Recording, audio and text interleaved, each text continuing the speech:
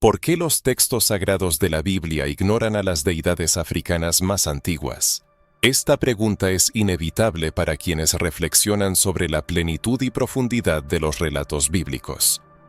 ¿Cómo es posible que un libro que describe tan meticulosamente las culturas, imperios y creencias de diversos pueblos parezca pasar por alto las tradiciones espirituales de un continente que muchos investigadores consideran la cuna de la civilización humana?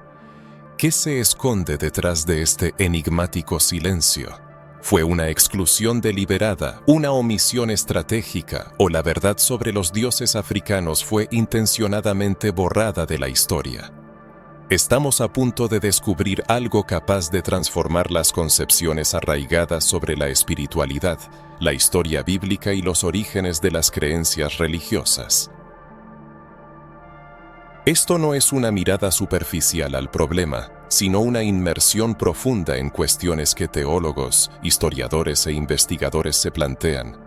¿Por qué la Biblia, que menciona a dioses cananeos, babilonios, filisteos, griegos e incluso egipcios, ignora los cultos espirituales más antiguos del África subsahariana, como las creencias en los orishas, los dioses de los reinos de Kush y Aksum, y las tradiciones espirituales de los pueblos Yoruba y Bantú?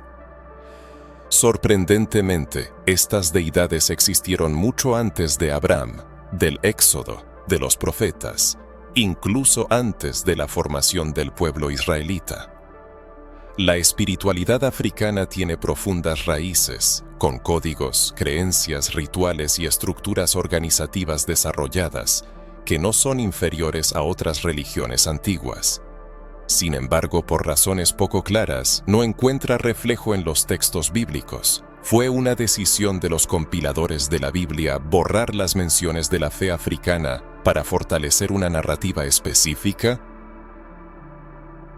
¿Pudieron las fuerzas políticas y religiosas de la época influir en la formación de los textos sagrados para que sirvieran a los intereses de imperios y líderes que no deseaban reconocer la influencia espiritual del sur? ¿Y qué significa esto para el ser humano moderno, para su fe, su historia y sus ancestros? Esta investigación examinará los misterios que rodean este silencio e intentará comprender por qué este tema, a pesar de su importancia, sigue siendo evitado por muchos líderes religiosos. Se analizarán los orígenes de los dioses africanos más antiguos y su significado para los pueblos de África.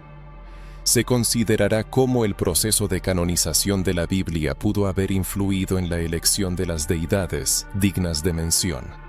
También se investigará el papel de Egipto en la Biblia y las razones por las que otras culturas, no menos significativas, quedaron fuera de ella.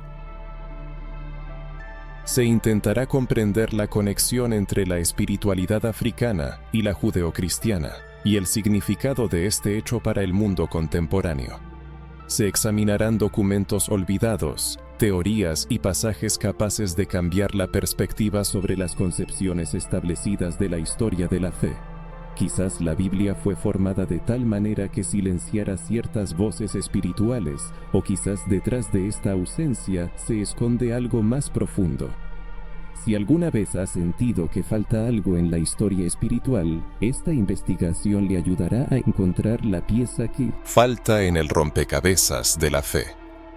El material presentado posee un valor excepcional, ya que su objetivo no se limita a la mera información. Despierta el pensamiento crítico, incitando al lector a cuestionar dogmas establecidos. Si ha profundizado en este texto, es señal de un anhelo interno por expandir horizontes, por una comprensión más profunda de la historia, la espiritualidad y la verdad, que a menudo permanece velada en las interpretaciones tradicionales de la Biblia. Durante siglos se nos ha enseñado a percibir la Biblia como la piedra angular de la revelación divina, dejando de lado la importancia espiritual e histórica de otras fuentes. Sin embargo, la realidad es mucho más compleja y multifacética. Para comprender las razones del silencio sobre las deidades africanas en la Biblia, es necesario remontarse a los orígenes, al contexto de la formación de los textos bíblicos, su compilación, organización y, lo que es especialmente importante, su filtración. La Biblia no surgió de forma instantánea, como la obra de un solo autor y en un solo lugar. Es una colección de textos de siglos de antigüedad, creados por diferentes autores en diversas regiones y bajo la influencia de variados factores culturales, políticos y espirituales. Gran parte del Antiguo Testamento, o Tanaj, como se le conoce en el judaísmo, fue escrito en Oriente Medio, en particular en Palestina, Israel, Mesopotamia y algunas áreas de Egipto. Se trata de un espacio geopolítico donde dominaron civilizaciones como la asiria, la babilónica, la persa y la egipcia, cuyas culturas ejercieron una influencia directa o indirecta en el contenido de los textos sagrados. En este contexto se desarrolló la historia del pueblo judío, una pequeña nación que luchaba por sobrevivir rodeada de poderosos imperios. La teología bíblica se forjó en un constante enfrentamiento con estas fuerzas. En consecuencia, los dioses mencionados en las Escrituras son principalmente los dioses de los enemigos de Israel: Baal, Moloc, Astarte, Dagón y otros. La presencia de estos dioses se debe a una confrontación ideológica. El pueblo judío buscaba fortalecer la fe en Yahvé, su Dios único, como superior a los dioses de los pueblos vecinos. Fue una lucha espiritual y narrativa. Pero, ¿qué se puede decir de los pueblos africanos que vivían al sur de Egipto y de los dioses adorados durante milenios en Nubia, Kush, Etiopía, Aksum, así como en las regiones de la actual África Occidental, Nigeria, Benín, Togo y Angola? ¿Cuál fue su papel durante la escritura de los textos bíblicos? Estos pueblos eran activos, organizados, espiritualmente ricos y culturalmente desarrollados. La espiritualidad africana, representada por las tradiciones Orisha, Nisi y Vodun, posee una estructura antigua y compleja, no inferior a otros sistemas de creencias antiguos. Sin embargo, en la Biblia este universo apenas encuentra reflejo. Sin duda, Egipto se menciona con bastante frecuencia en la Biblia, lo que se explica por su posición dominante y su influencia directa en la historia de Israel, especialmente en el relato del Éxodo. Pero incluso con respecto a Egipto, el enfoque bíblico es selectivo. Egipto casi siempre se presenta como un símbolo de opresión, esclavitud e idolatría. Sus dioses, faraones y rituales se describen como algo que debe evitarse o ser subyugado. Esto revela una narrativa formada no solo por consideraciones espirituales, sino también por factores políticos y culturales, con el objetivo de la supervivencia. La mirada a los dioses africanos, que existieron mucho antes de la creación de la Torá, pone en tela de juicio el carácter omnicomprensivo de la Biblia. Eshu, Oshala, Obatala, Sambi y las deidades del Alto Nilo no se mencionan en los textos bíblicos, lo que se explica por su ubicación fuera del foco político y geográfico de los autores bíblicos, y no por su inexistencia. Este hecho nos obliga a reflexionar sobre si debemos rechazar la información que no aparece en la Biblia. Los textos bíblicos, creados para fortalecer la fe y la identidad de un pueblo que enfrentaba la opresión, se centraron naturalmente en los dioses relacionados con los conflictos. Sin embargo, esto no anula las experiencias espirituales fuera de ese contexto y abre el camino al reconocimiento de la naturaleza multifacética del mundo. Mientras los israelitas componían sus salmos y profecías, los sacerdotes africanos cantaban a sus orishas, realizaban rituales de curación, se dirigían a las fuerzas de la naturaleza y transmitían conocimientos oralmente. La espiritualidad africana, no inferior a otras, fue silenciada en las fuentes escritas, lo que llevó a su denigración. Surge la pregunta de si el silencio de la Biblia sobre los dioses africanos no sirvió como instrumento de borrado espiritual, agravado por el colonialismo europeo que, utilizando la Biblia para justificar la demonización de las creencias africanas, impuso una única forma de fe. La colonización no solo borró culturas, sino también espiritualidades, comenzando por ignorar la experiencia espiritual africana en los textos sagrados de Occidente. Discutir los dioses africanos en el contexto de la Biblia podría parecer irrespetuoso, pero en realidad arroja luz sobre lo que ha estado oculto durante siglos de silencio, prejuicios y distorsiones. El objetivo es comprender por qué muchas voces fueron silenciadas, nombres olvidados y fuerzas espirituales reducidas a mitos, mientras que sus equivalentes europeos son estudiados y venerados. La Biblia, inspirada pero producto de su tiempo y cultura, contiene tanto verdades como omisiones. Comprender estas omisiones fortalece la fe, haciéndola consciente y conectada con las raíces, lo cual es mucho más poderoso que una fe ciega, formada por conveniencias históricas. En los relatos transmitidos de generación en generación, a veces surge una sensación de incompletud, como si existieran vacíos espirituales que quedan sin atención. Surge la pregunta legítima: ¿por qué la teología cristiana ignora a los antiguos dioses africanos? Imagínese, mucho antes de que se escribiera la Biblia, antes de que Moisés recibiera las tablas con los mandamientos, y mucho antes de que Abraham emprendiera lo desconocido, en África ya existían pueblos que adoraban a deidades con complejos códigos espirituales, normas éticas y una profunda conexión con la naturaleza y la humanidad. Esto no es una simple suposición. Mucho antes del surgimiento de la historia bíblica, los africanos desarrollaron una teología avanzada con rituales, sacrificios, liturgias, jerarquías sacerdotales y concepciones sobre el origen del mundo, el propósito del alma y el sentido de la existencia.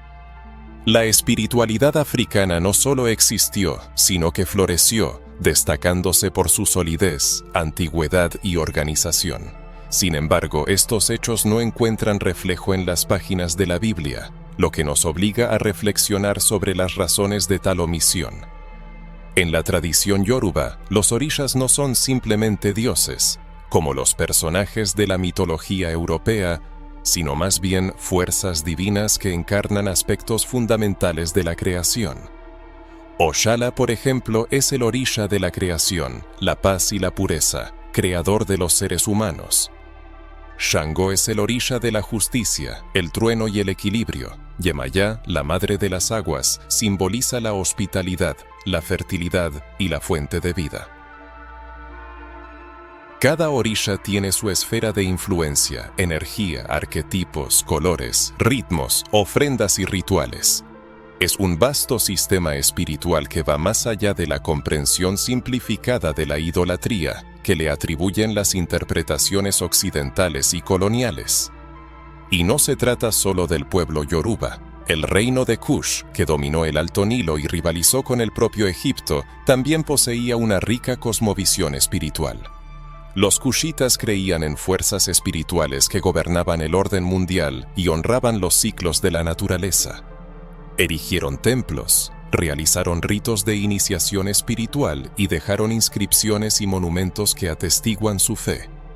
¿Por qué estas creencias antiguas y significativas permanecen invisibles en el relato bíblico? Etiopía, otra antigua cuna de la espiritualidad mucho antes de la llegada del cristianismo, tenía sus prácticas religiosas estructuradas.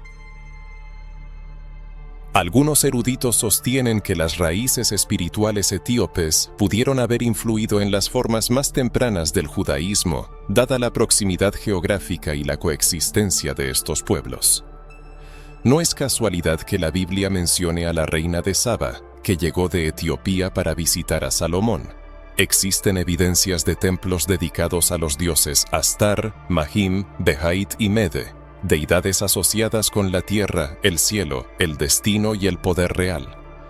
Estos dioses son parte de una tradición que en gran medida fue suprimida y olvidada, no por su insignificancia, sino porque no se ajustaba a la narrativa dominante. Las antiguas creencias africanas suscitan agudas discusiones en el ámbito religioso, y esto no es casualidad.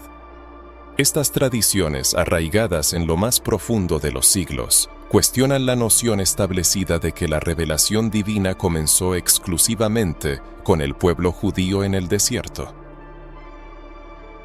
Reconocer el hecho de que los africanos tuvieron experiencias con lo divino mucho antes de la aparición de la Torá socava los estrictos marcos teológicos que posicionan el monoteísmo judeocristiano como el punto de partida de la verdadera fe. Además, la aceptación de esta verdad histórica abre las puertas al reconocimiento de prácticas espirituales que en el pasado fueron estigmatizadas como brujería, magia o idolatría, pero que en realidad son auténticas manifestaciones de lo sagrado. Es importante destacar que no se trata de equiparar ciegamente todas las tradiciones o comparar por comparar. Más bien, se plantea la pregunta de cómo sería la Biblia si se hubiera escrito desde la perspectiva de los pueblos africanos. Quizás en ella habría más espacio para las relaciones con la naturaleza, los ancestros y los ciclos de la vida, que serían considerados sagrados. Quizás los orishas serían reconocidos no como dioses falsos, sino como expresiones legítimas del principio divino.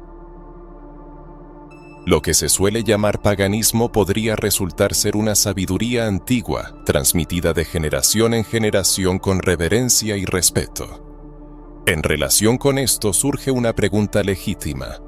¿Quién tiene derecho a determinar qué es sagrado y qué no? ¿Quién tiene la autoridad para establecer los límites entre lo divino y lo mundano?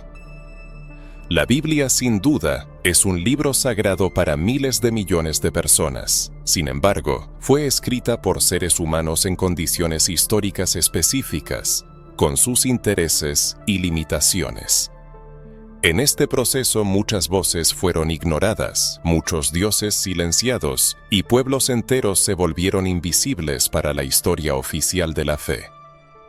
Es importante comprender que estas voces no desaparecieron, simplemente alguien decidió no escucharlas. Al estudiar la riqueza espiritual de los pueblos africanos, nos damos cuenta de una enorme laguna en nuestra comprensión de la revelación espiritual. Las deidades africanas no surgieron como una reacción a la fe bíblica. Existieron mucho antes, guiando a sus pueblos, reyes y sacerdotes, sanando a los enfermos y protegiendo las aldeas. Estas deidades estaban conectadas con los elementos de la naturaleza, la tierra, el fuego, el agua y el aire. Se manifestaban en danzas, cantos, ritmos de tambores, poesía, silencio, trances y visiones. Sin embargo, con el tiempo, estas creencias fueron desacreditadas, demonizadas y relegadas a un segundo plano. Con la llegada de los colonizadores europeos, la espiritualidad africana comenzó a ser representada como salvaje, primitiva e inferior. Irónicamente, la Biblia fue utilizada como herramienta para justificar este borrado cultural. Al mismo tiempo, los propios colonizadores no renunciaron a los amuletos, cruces, oraciones y símbolos espirituales heredados de las tradiciones precristianas. Pero si a sus creencias se les concedió tolerancia, los orishas fueron perseguidos, los enkis prohibidos y los vodun provocaron miedo y fueron distorsionados. Cabe preguntarse cuántas verdades se perdieron en este proceso. ¿Cuántas historias quedaron sin contar? ¿No ha llegado el momento de iniciar un estudio más serio, profundo y sincero de estas raíces? La espiritualidad africana no necesita la confirmación de nadie para existir. Es real, pulsa en la tierra, en los cuerpos, en la sangre y en la memoria de los ancestros. Quizás ha llegado el momento de recontar esta historia, devolver las voces silenciadas y hacer las preguntas que nunca se hicieron. El eje de la creación. Ahora que hemos comprendido la profundidad espiritual inherente a los antiguos pueblos africanos y hemos tomado conciencia de la trágica ausencia de sus deidades en las escrituras sagradas, es necesario profundizar en la esencia de la cuestión. Debemos entender cómo se construyó la Biblia, un libro que moldea la conciencia, guía la fe y define los referentes morales. Contrariamente a la creencia popular, la Biblia no surgió de repente, sino que fue recopilada, sistematizada y editada por personas con poder, intereses, preferencias culturales y convicciones ideológicas. Para comprender la razón de la ausencia de menciones a los dioses africanos en las escrituras, es necesario analizar cuidadosamente el proceso de canonización, es decir, la determinación de qué considerar palabra de Dios y qué relegar al olvido. Uno de los momentos clave y controvertidos de este proceso fue el Concilio de Nicea, celebrado en el año 325 a.C. en el Imperio Romano. Este concilio, convocado por el emperador Constantino, un líder político y no religioso, se convirtió en un evento crucial que demostró la influencia de los intereses estatales en la formación de la Biblia. El cristianismo, anteriormente perseguido, se convirtió en una herramienta estratégica de control social. Para ello, era necesario unificar los discursos, las doctrinas y las interpretaciones, eliminar los desacuerdos y silenciar las voces que se desviaban de la línea oficial. Es importante señalar que muchos textos fueron excluidos, considerados heréticos, irrelevantes o falsos.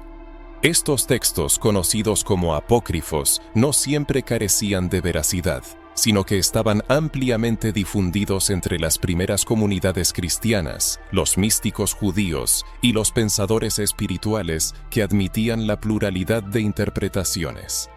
Entre estos escritos se encontraban varios relatos sobre la creación del mundo, Jesús, los ángeles, los profetas y el papel de las culturas vecinas, incluyendo alusiones a la presencia africana en los contextos espirituales de la época. La exclusión de ciertos libros tuvo motivos no solo teológicos, sino también políticos. Si existía la intención de borrar o silenciar la influencia espiritual africana, este era el momento ideal para hacerlo. Al excluir ciertos textos, el concilio definió un canon que moldeó la visión espiritual de Occidente durante siglos, sirviendo de base para ideas de superioridad cultural, religiosa e incluso étnica.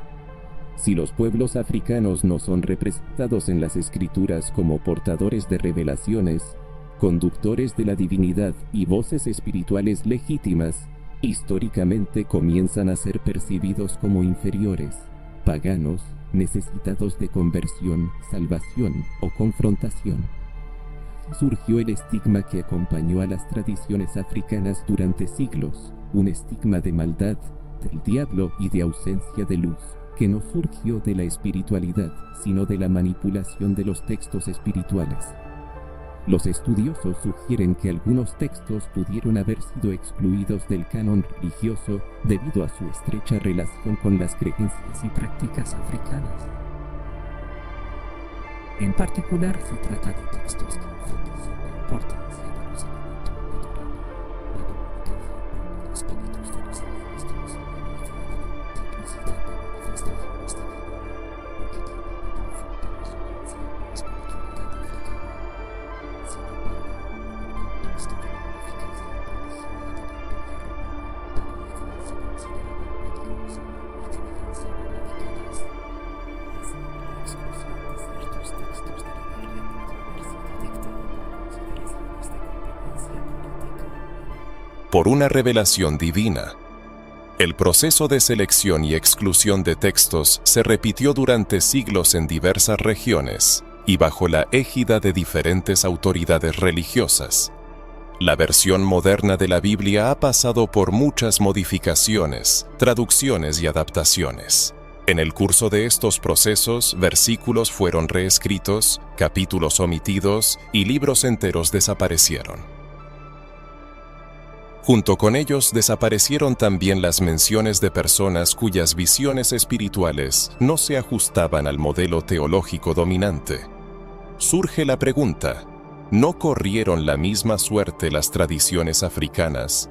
¿No fueron los dioses, rituales y principios morales que guiaron a millones de africanos excluidos del canon religioso simplemente porque no respondían a los intereses de quienes daban forma a la historia?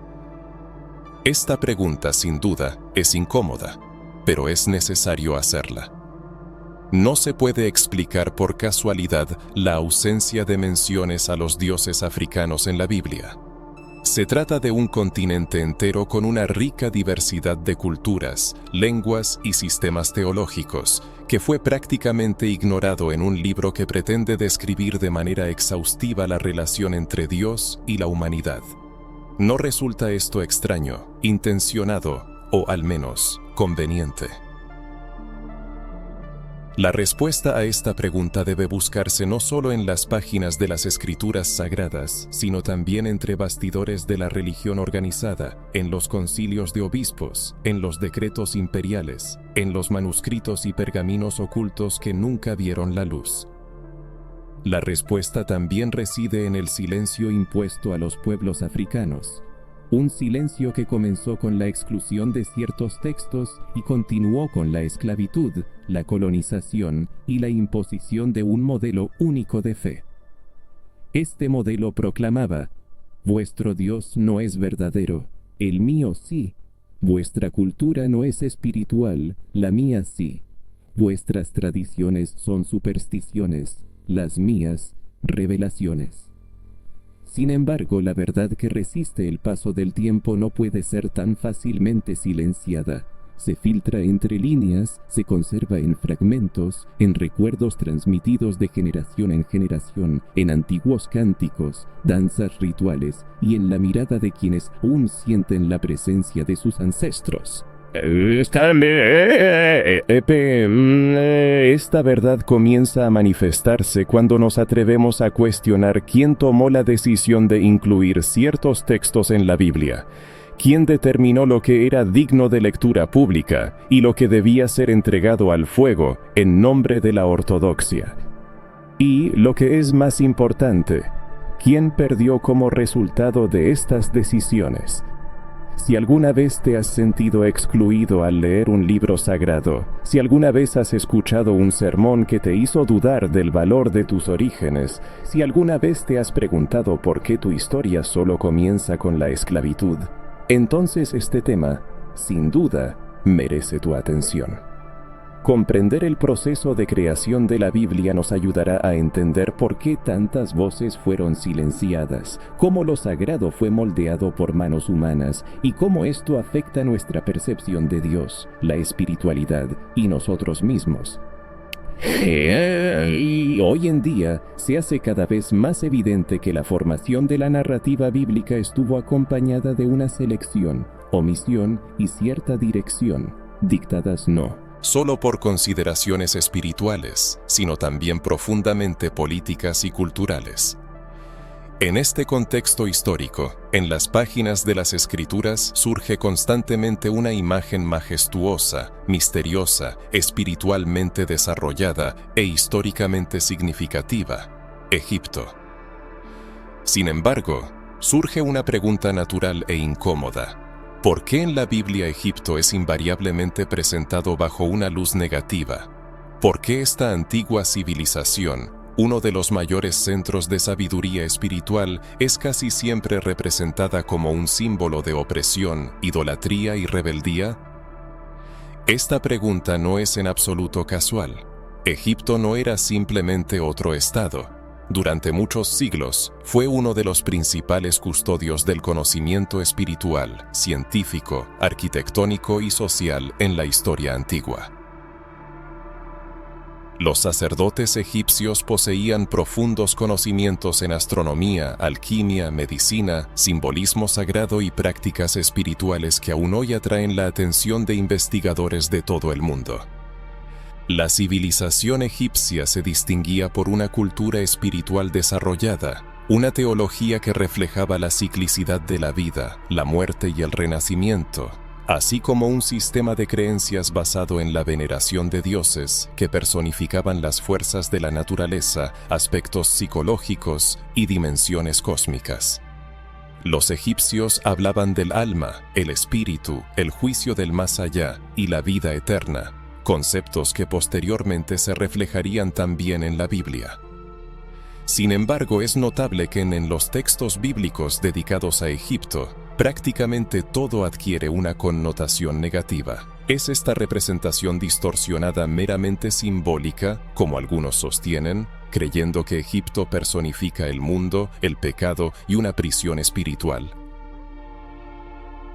¿O estamos ante una manipulación histórica a gran escala, destinada a anular, desacreditar y demonizar una cultura espiritual que podría haber representado una amenaza para el establecimiento de una nueva religión dominante? Estudiando atentamente los textos bíblicos, se puede observar que Egipto aparece principalmente como un lugar de esclavitud. Fue allí donde el pueblo de Israel sufrió, fue humillado y se le privó de la posibilidad de adorar a su Dios. Fue de Egipto de donde Moisés debía sacar a los hebreos para que pudieran continuar su camino hacia la tierra prometida. El faraón actúa como el principal antagonista y las plagas de Egipto como un justo castigo. Los dioses egipcios sufren una derrota aplastante ante los milagrosos actos de Yahvé. Toda esta construcción sirve a un propósito claro: presentar al Dios de Israel como más poderoso que todas las deidades de Egipto. Sin embargo, hay una cierta extrañeza en esta lógica. A pesar de la crítica, la Biblia utiliza a Egipto como una especie de estándar. Moisés fue educado en Egipto. José alcanzó una alta posición y se convirtió en una de las personas más influyentes de este país. El propio Jesús, según los evangelios, fue llevado a Egipto en su infancia para escapar de la persecución de Herodes, y permaneció allí hasta la muerte de este gobernante. ¿Cómo un lugar considerado tan vicioso puede servir al mismo tiempo como un lugar de crecimiento espiritual, protección y revelación para figuras clave de la fe cristiana y judía?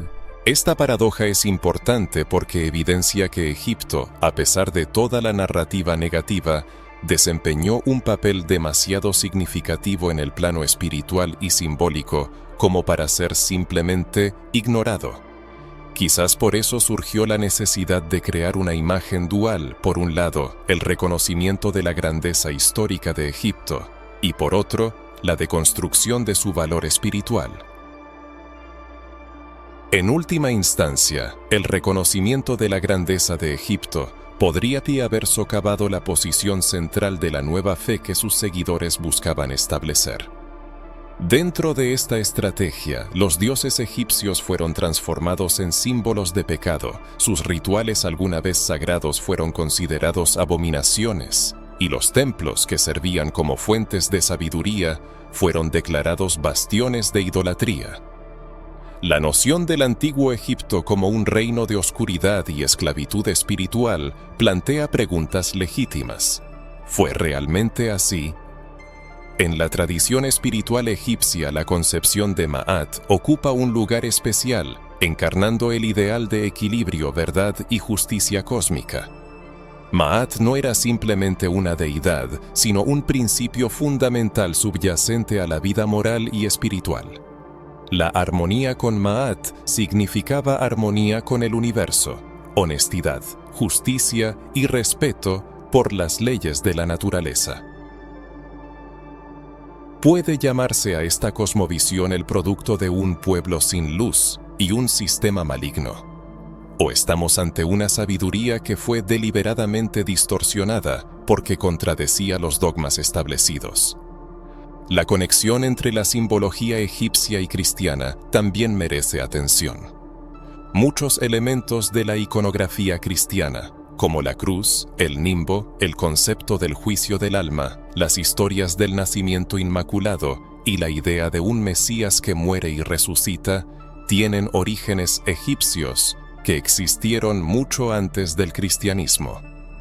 Esto no denigra la fe cristiana, sino que señala las profundas y ocultas conexiones entre las tradiciones espirituales.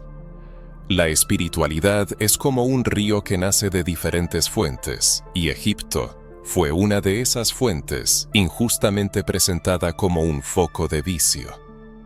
La revisión crítica de las ideas establecidas sobre Egipto es de enorme importancia.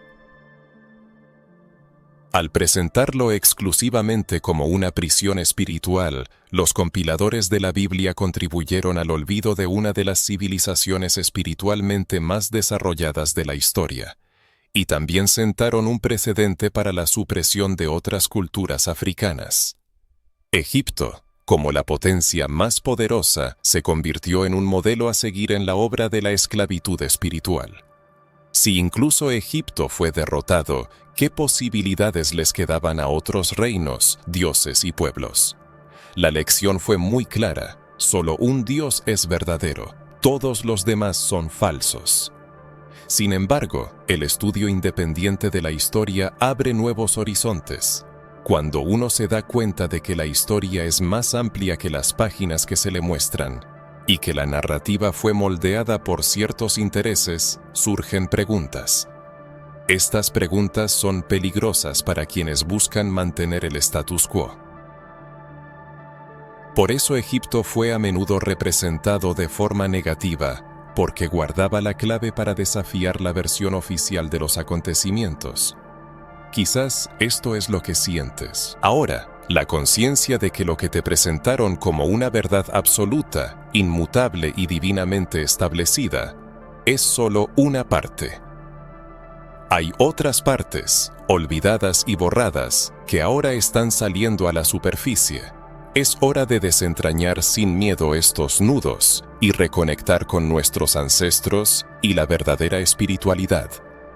Si hemos comprendido que Egipto no fue solo un símbolo de opresión y que su antigua espiritualidad fue deliberadamente distorsionada para favorecer una nueva narrativa religiosa, entonces es necesario dar un paso más y desvelar la influencia directa e indirecta de África, sus pueblos y su cosmovisión espiritual en la formación del judaísmo y, posteriormente, del cristianismo.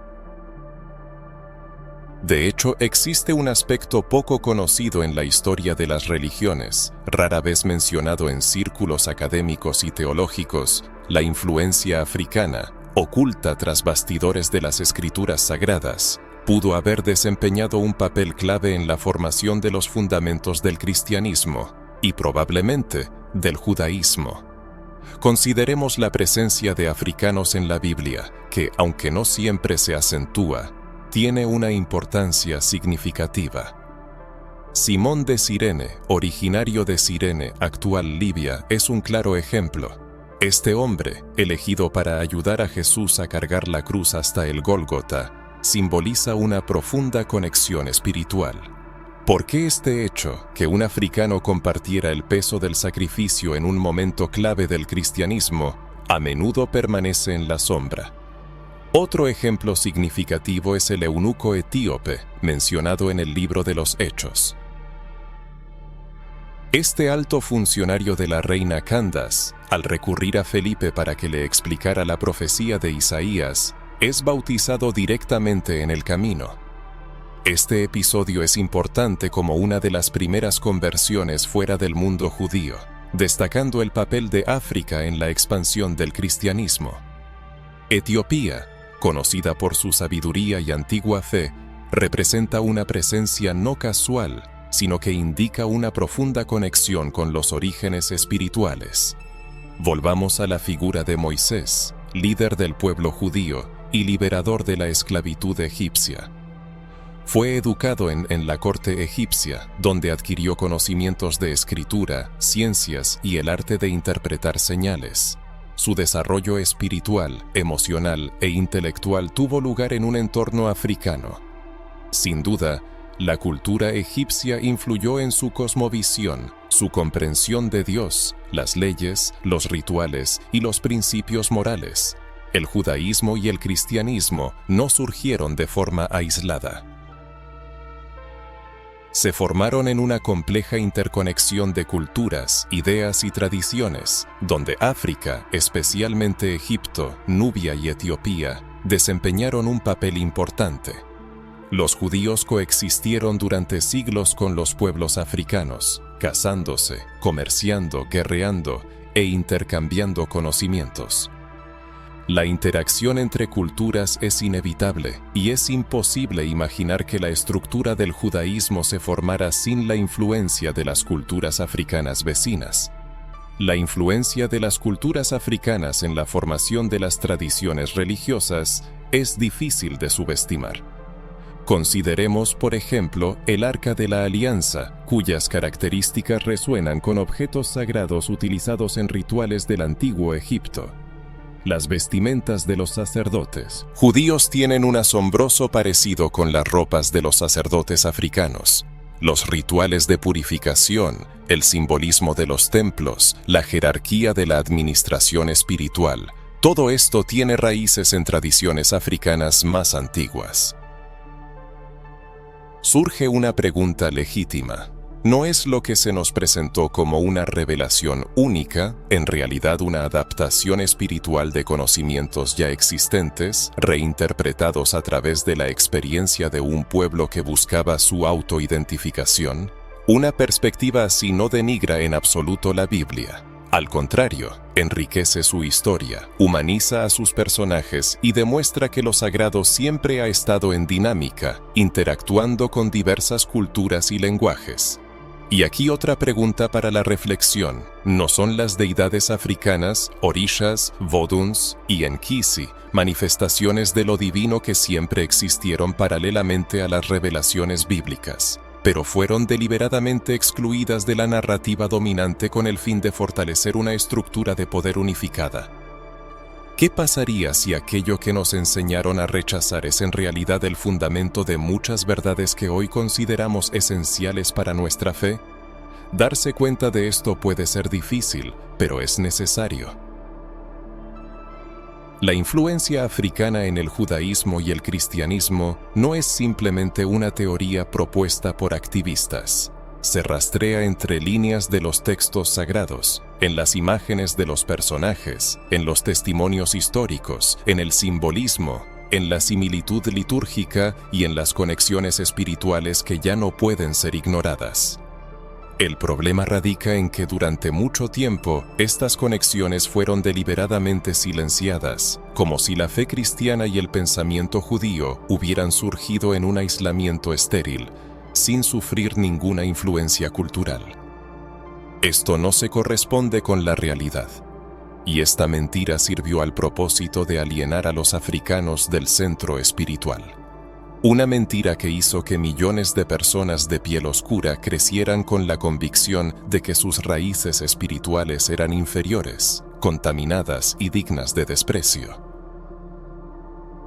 Sin embargo, ahora que el velo se levanta, que la luz penetra a través de las grietas formadas, tenemos la oportunidad de recuperar lo perdido. No para destruir lo creado, sino para reconstruir sobre bases más verídicas.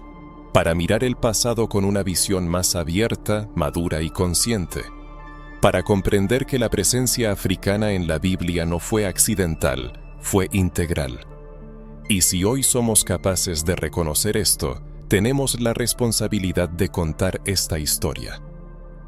Imagínese cómo cambiará su percepción de la fe cuando se dé cuenta de que África siempre ha estado presente en ella, que en las venas de aquellos que estuvieron en los orígenes del cristianismo fluía sangre, cultura y sabiduría africanas, que quizás las oraciones que usted eleva hoy tienen su origen en los cánticos de los sacerdotes del Nilo, las madres yorubas, los guerreros cusitas. Podemos devolver gradualmente a África al lugar que siempre ocupó, en el centro de la espiritualidad. Si hemos llegado a esta comprensión, significa que algo dentro de nosotros ya ha reconocido que el silencio de la Biblia sobre los dioses africanos más antiguos no puede ser una coincidencia. Ya nos hemos convencido de que la presencia africana se rastrea en varios episodios de las Sagradas Escrituras, que la espiritualidad del continente africano no solo precedió a muchos eventos bíblicos, sino que también se distinguía por su complejidad, estructuración y profunda conexión con lo divino. También hemos visto que la imagen de Egipto fue deliberadamente distorsionada para que se ajustara al símbolo de la opresión, y que la influencia africana en el judaísmo y el cristianismo, aunque silenciada, es un hecho innegable. La cuestión de la intencionalidad del silenciamiento de las tradiciones espirituales africanas se plantea con toda agudeza. La respuesta puede ser una revelación dolorosa. Existen razones de peso para creer que el borrado espiritual y cultural de la herencia africana fue cuidadosamente planificado a lo largo de los siglos. No se trata solo del aspecto religioso, sino también de la política, el colonialismo y el deseo de un control total sobre las mentes y los cuerpos. Lo que se omitió en los textos sagrados fue sistemáticamente ignorado en las instituciones educativas, los sermones, los trabajos académicos, las investigaciones históricas y las estructuras de poder. Tal reconocimiento no es un ataque a la fe como tal, sino un acto de restauración de la justicia hacia aquellos a quienes se les privó de su dignidad humana debido a su incompatibilidad con la ideología dominante. Volvamos al contexto histórico. Después de la afirmación del cristianismo en el Imperio Romano y su reconocimiento como religión de Estado, surgió una necesidad apremiante de unificar la doctrina, las normas de conducta, el culto, las creencias y, lo que es especialmente importante, los símbolos de poder. Dentro de esta consolidación religiosa, cualquier manifestación espiritual no controlada por las instituciones eclesiásticas era percibida como una amenaza potencial. El continente africano, con sus ricos rituales, danzas, música de tambores, veneración de ancestros, orishas, enkisi y vodun, no encajaba en el modelo jerárquico y dogmático euro-romano. Lo que existía libremente en armonía con la naturaleza y el mundo de los espíritus fue desmantelado, renombrado como brujería y olvidado bajo el peso de siglos de condena. Esto no fue simplemente una discusión teológica, sino una estrategia política cuidadosamente elaborada. Al suprimir las voces de los dioses africanos, se suprimía también la fuerza espiritual del pueblo. Esto privaba a las personas de autoestima, sentido de identidad y conexión con lo divino. La destrucción del vínculo del pueblo con sus ancestros y su espiritualidad los hacía vulnerables, maleables, dependientes de nuevas verdades impuestas por la fuerza dominante. Esto es la colonización espiritual, el intento de dominio no solo sobre el territorio, sino también sobre el espacio sagrado del otro. Y eso es precisamente lo que ocurrió. El silencio en la Biblia se convirtió en el punto de partida para establecer un control total sobre la conciencia. Muchos teólogos evitan discutir este tema, prefiriendo explicar la ausencia de menciones a dioses africanos por su supuesta irrelevancia para el pueblo de Israel. Sin embargo, esta justificación no resiste la crítica, ya que las menciones a otros dioses, incluidos los hostiles, aparecen en la Biblia. ¿Por qué se excluyeron entonces los dioses africanos? Se les consideró insignificantes debido a su lejanía de los centros políticos de la época, o sus cultos representaban una amenaza real para la narrativa impuesta.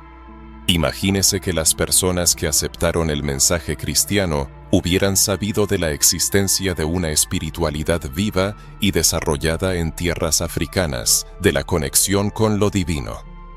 Si hubieran sido conscientes de que sus ancestros eran los guardianes de una fe antigua con raíces profundas y sagradas, esto podría haber cambiado el curso de la historia. Y este cambio ocurrió, pero mucho más tarde, cuando la colonización europea intensificó el proceso de borrado. Los barcos que transportaban a millones de africanos secuestrados a través del Atlántico también llevaban a sus dioses, cánticos y rituales. A su llegada a América, estas prácticas fueron prohibidas, perseguidas y sometidas a castigos brutales. La Biblia, esa misma Biblia, fue utilizada para justificar la esclavitud, la conversión de los negros y la imposición de una fe que declaraba sus costumbres como malas. Y de nuevo, el silencio se hizo más denso. Lo que no estaba escrito en la Biblia ahora se destruía en su nombre. El silenciamiento intencional ha dejado cicatrices imborrables. Miríadas de personas crecieron convencidas de la depravación de sus raíces, la insignificancia de sus creencias religiosas y la maldición de sus ancestros, ya que los nombres de Eshu, Oshun, Obatala y otras deidades no se mencionaban en los textos sagrados. Se inculcó que todo lo que no estaba en la Biblia era ajeno a lo divino, lo cual es el mayor engaño. Es curioso cómo los motivos de esta erradicación espiritual cambiaron de apariencia con el tiempo, de revelación divina a doctrina, luego a teología sistemática, civilización y progreso. Sin embargo, en el fondo de todo esto subyacía el control sobre el derecho a nombrar lo divino, a definir lo sagrado y lo pecaminoso, y lo más importante, a silenciar a quienes se atrevían a oponerse.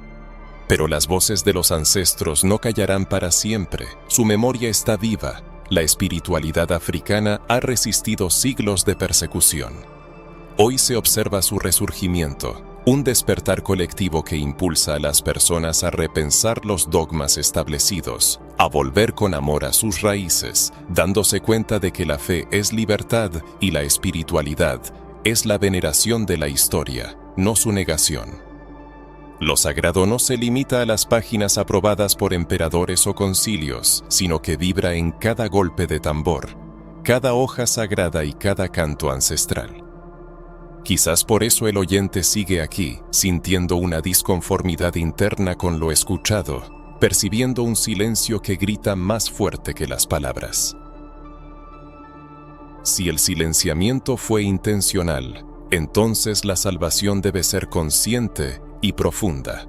Nadie devolverá al pueblo africano su dignidad espiritual hasta que ellos mismos decidan recuperarla. Ha llegado el momento de abordar el presente de la espiritualidad africana. ¿Cómo han resistido las antiguas tradiciones la prueba del tiempo, la persecución y los intentos de erradicación? ¿Contradicen la Biblia como se nos aseguró o, por el contrario, la OIC? Complementan, enriqueciéndola con un profundo significado divino. Debe entenderse que la espiritualidad africana nunca desapareció.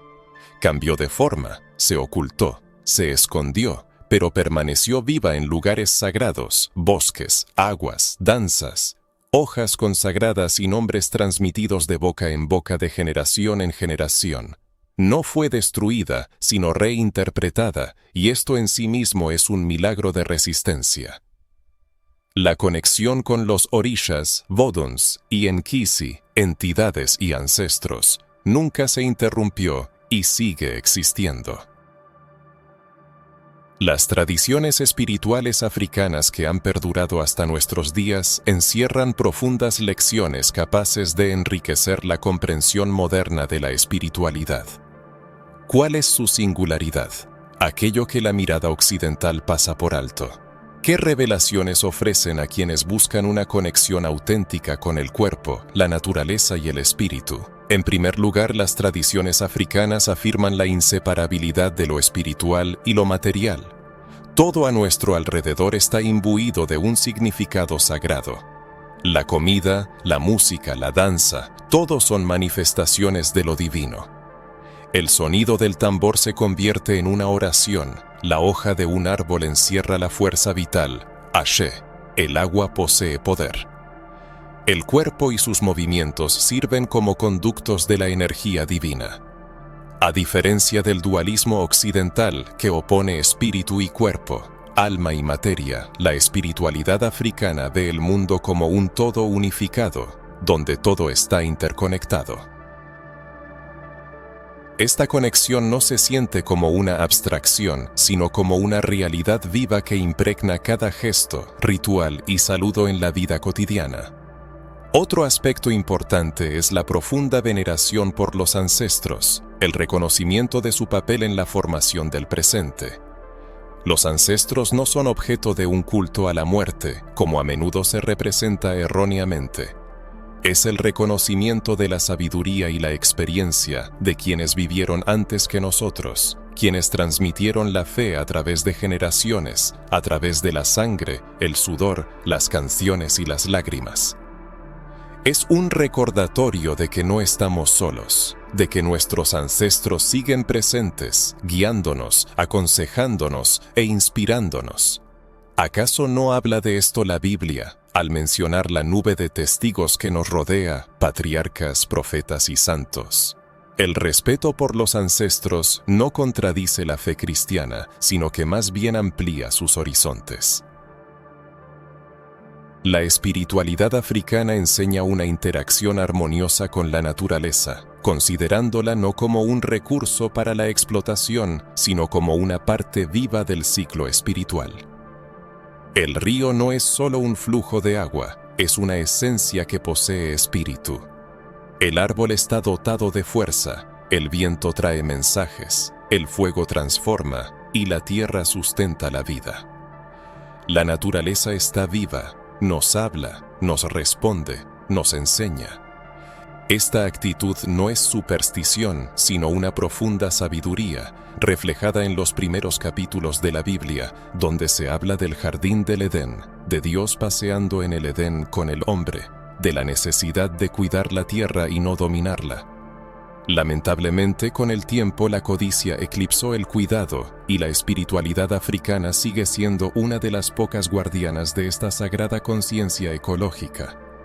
Posiblemente, una de las lecciones más importantes radica en el reconocimiento de la diversidad de las manifestaciones divinas.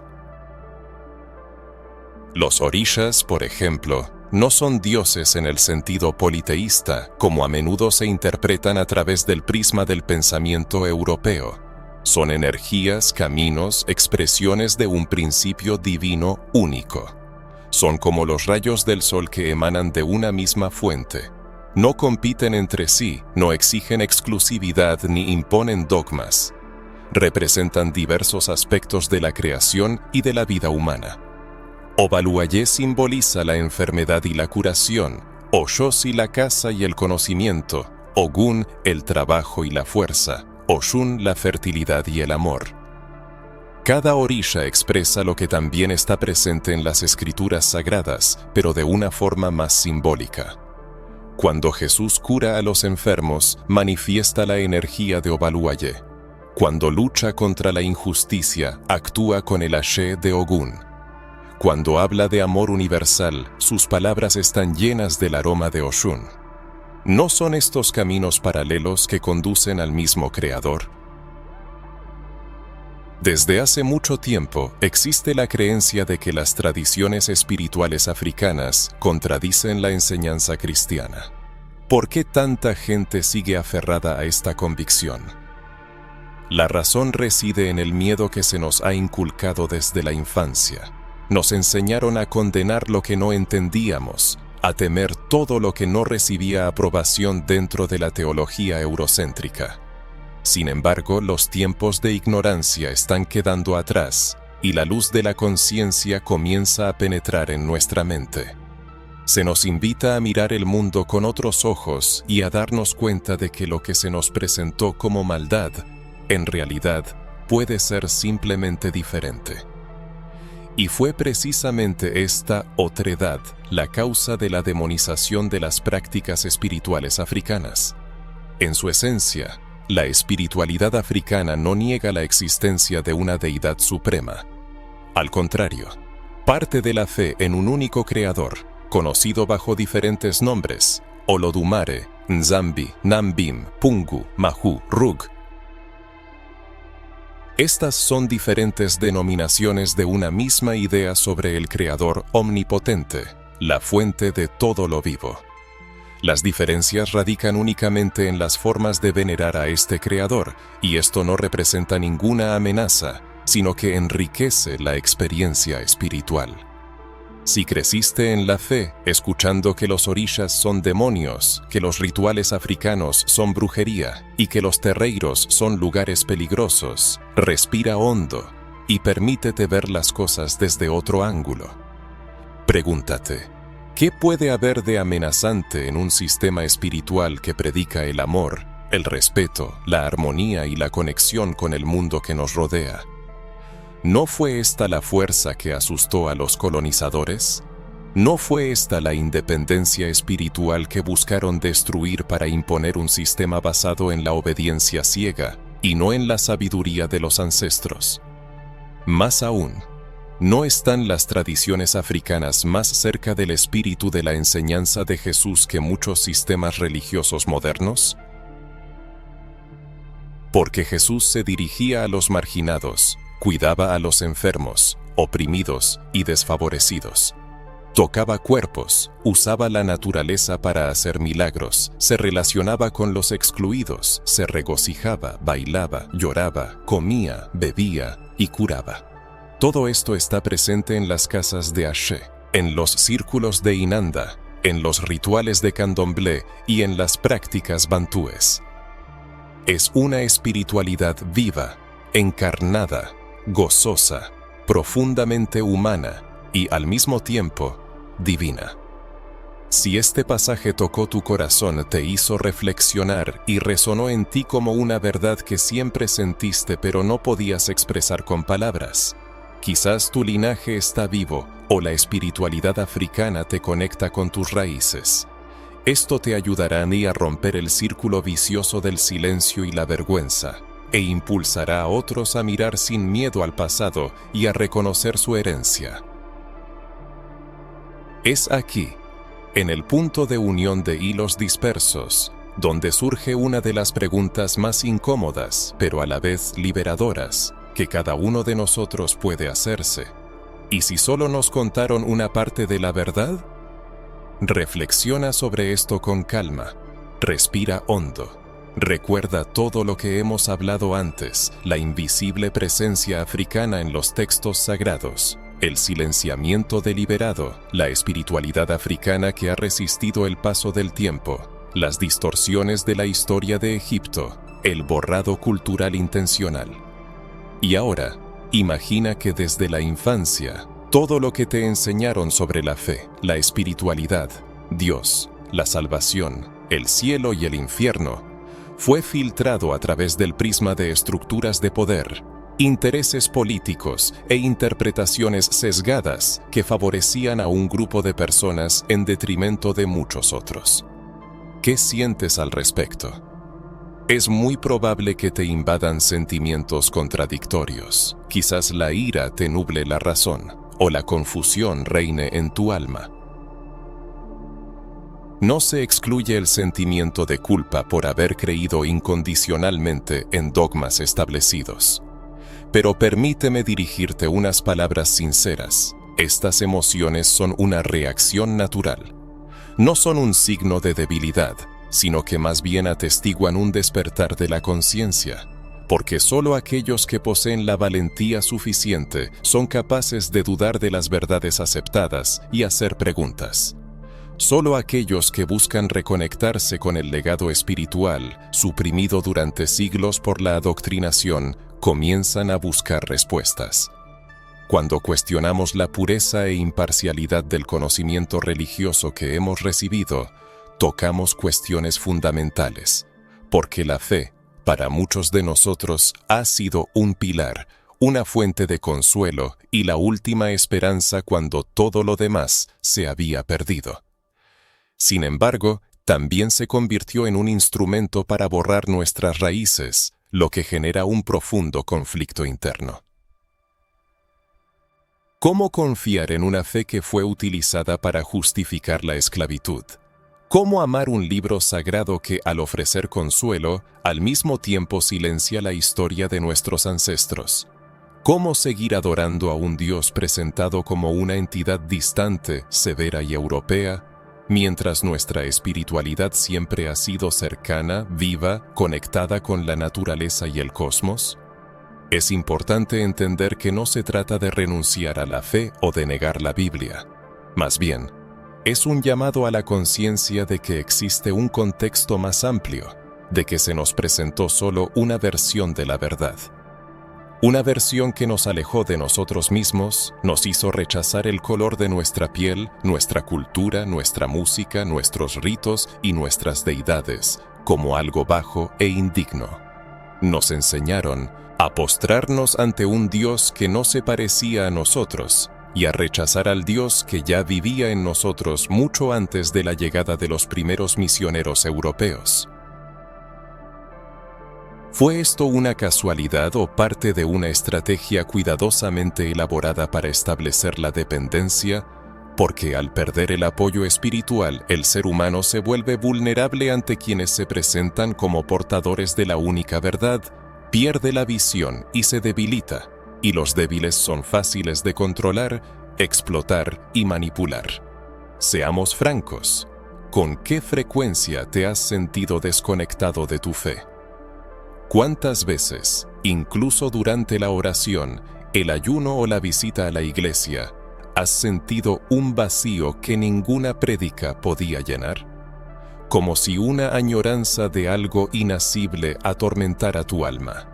Y si esa añoranza es la añoranza de nosotros mismos, de aquello que te fue arrebatado cuando te dijeron que Exu era un demonio, que los orishas eran dioses falsos, que no se podía venerar a los ancestros, que los tambores invocaban el mal y que la naturaleza no tenía alma. Y si tu fe no es errónea, sino simplemente incompleta. Quizás solo conocías una parte de la historia, la escrita por los vencedores, mientras que la otra parte, tu parte, la de los vencidos, silenciados y demonizados, permanecía oculta en las sombras, en los márgenes de las páginas, en los patios y en los susurros de los ancianos.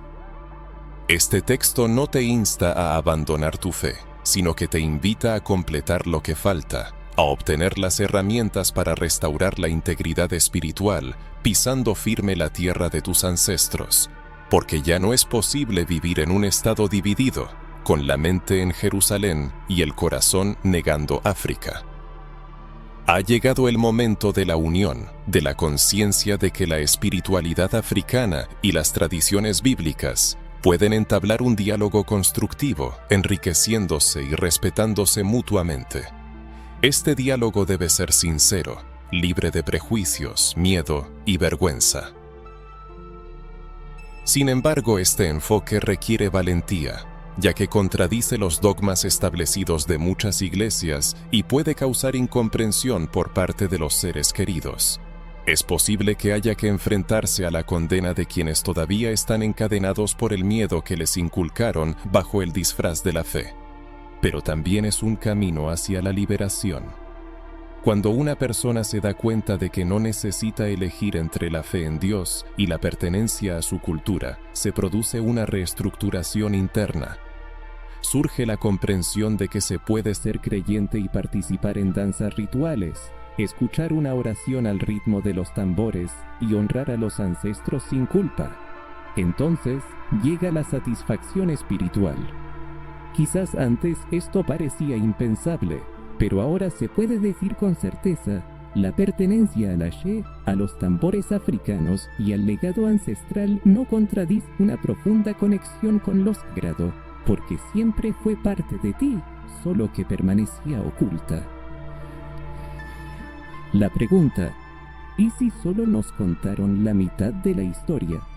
Tiene una fuerza enorme, ya que abre nuevos horizontes, nuevos caminos y la posibilidad de reencontrarse con lo que siempre nos perteneció. Y, lo más importante, llega la comprensión de que la verdadera espiritualidad no divide, sino que concilia, no excluye, sino que integra, no oprime, sino que libera. Surge la sensación de que solo se ha recibido una parte de la imagen completa. Después de una profunda inmersión en la historia, la fe, las pérdidas y el silencio, La inquietud es inevitable, pero es una inquietud necesaria que sirve como catalizador de cambios internos. Es en este momento cuando la información se transforma en reflexión y la reflexión en transformación. Y quizás ahora surge la pregunta: ¿qué hacer con todo este nuevo conocimiento? Aquí es donde entra en juego lo que podríamos llamar aplicación personal y un verdadero despertar espiritual. Ya no es posible volver al estado anterior, a la percepción automática de la fe, a una espiritualidad que nos alejaba de nuestra propia esencia. El conocimiento conlleva responsabilidad, la responsabilidad de investigar, estudiar y replantear nuestra fe. No con miedo, sino con libertad. No con culpa, sino con conciencia. No con rechazo, sino con la reconexión con las raíces que alguna vez nos pidieron olvidar. El primer paso es comenzar un estudio independiente. Y esto no se limita a la teología sistemática, los comentarios bíblicos o las doctrinas oficiales. Se trata de sumergirse en historias ocultas, de prestar atención a las voces que fueron silenciadas, de buscar textos excluidos del canon, de estudiar fuentes africanas, de profundizar en las tradiciones orales que se transmitieron de generación en generación, a pesar de todos los intentos por destruirlas. Ya no es necesario aceptar una espiritualidad que divide al ser humano en dos, que exige renunciar a sus raíces para acercarse a Dios. Eso no es fe, es dominación. El miedo a lo desconocido, a dónde puede llevar el camino de la búsqueda espiritual, es perfectamente comprensible. La sociedad a menudo impone la creencia de que desviarse de las normas aceptadas conlleva consecuencias negativas.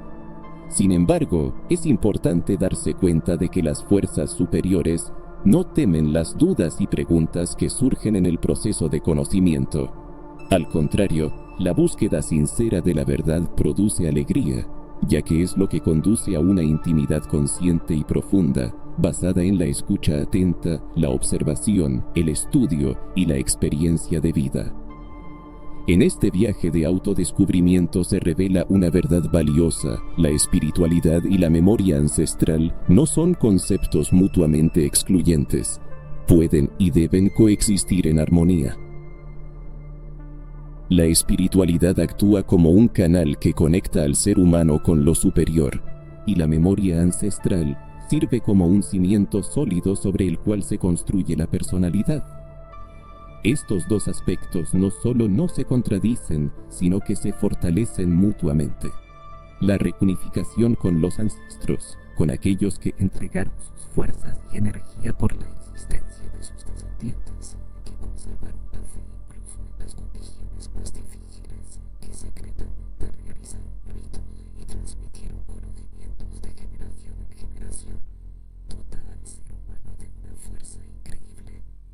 Cuando esta fuerza se une a las búsquedas espirituales, se produce una transformación. Se abre la comprensión de que lo divino no solo está presente en templos adornados con oro, en las páginas de libros sagrados, sino también en los sonidos de los tambores rituales, en el aroma de las hierbas curativas, en el ritmo de la danza, en el murmullo del río, en los recuerdos de las abuelas que rezan al amanecer. Es una espiritualidad viva y pulsante. El despertar espiritual no implica elegir un bando o renunciar a las creencias anteriores que nos apoyaron en tiempos difíciles. Implica expandir los horizontes, tomar conciencia de la ilimitada naturaleza de lo divino, reconocer la multitud de caminos hacia la luz. Quizás el camino más adecuado, el que resuena con el alma, esté mucho más cerca de lo que parece, oculto en nuestro interior, esperando ser activado. Es importante recordar que este camino es profundamente personal. Nadie puede recorrerlo por otro. Se puede compartir conocimientos, guiar, pero al final cada uno debe abrir los libros por sí mismo, buscar respuestas, escuchar la voz de los ancestros, comunicarse con los iniciados, visitar lugares donde la memoria ancestral aún está viva. Como resultado de este viaje, se produce una profunda comprensión de la totalidad. Ya no es necesario elegir entre diferentes tradiciones religiosas, porque se llega a entender que todas ellas, hablando en diferentes idiomas, aspiran a un mismo objetivo: la reunificación del ser humano con lo sagrado, lo verdadero y lo eterno. El verdadero despertar espiritual no exige la negación de la fe, sino que supone su reinterpretación, llenándola de experiencia personal, cultura e historia. Una espiritualidad que niega la memoria ancestral es incompleta y con el tiempo debilita al ser humano. La fe, nacida de la unión de la espiritualidad y la memoria ancestral, cura, eleva y libera. Quizás el mayor regalo reside en permitirse redescubrirse, ser a la vez espiritual y conectado con las propias raíces. Este es un movimiento colectivo, dirigido a regresar a lo olvidado, a salvar lo que se intentó destruir. Y comienza con la decisión de no aceptar más una fe distorsionada, sino de buscar el conocimiento, la apertura y la integridad.